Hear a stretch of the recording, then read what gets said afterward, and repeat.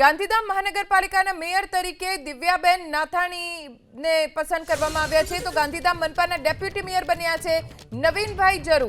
ગાંધીધામ મહાનગરપાલિકાના સ્ટેન્ડિંગ કમિટીના ચેરમેન તરીકે તેજસ શેઠ કાર્યરત થશે। ગાંધીધામ મહાનગરપાલિકાના હોદ્દેદારોની જાહેરાત થઈ ગઈ છે।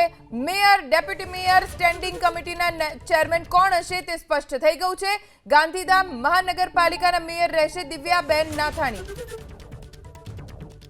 વધુ જાણકારી અમારા સંવાદદાતા હર્ષદ પાસેથી પ્રાપ્ત કરીશું।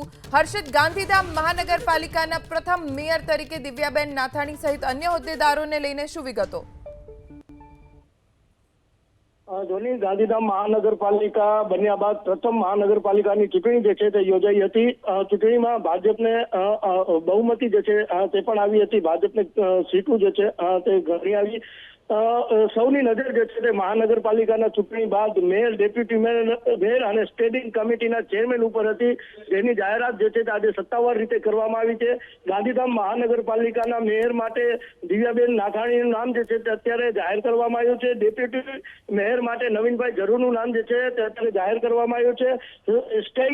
સ્ટેન્ડિંગ કમિટીના ચેરમેન માટે તેજસભાઈ શેઠનું નામ જે છે તે જાહેર કરવામાં આવ્યું છે।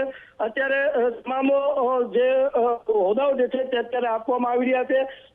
આગળની કાર્યવાહી જે છે વિધિવત કાર્યવાહી જે છે તે કરવામાં આવી રહી છે। થોડીક વારમાં સામાન્ય સભા જે છે તે યોજાશે। કમિશનરના અધ્યક્ષ, ગાંધીધામ મહાનગરપાલિકાના કમિશનરના અધ્યક્ષ સામાન્ય સભા યોજાશે અને વિધિવત રીતે તેઓને પ્રમાણપત્ર જે છે તે આપવામાં આવશે। જી હર્ષદ, આભાર જાણકારી આપવા માટે।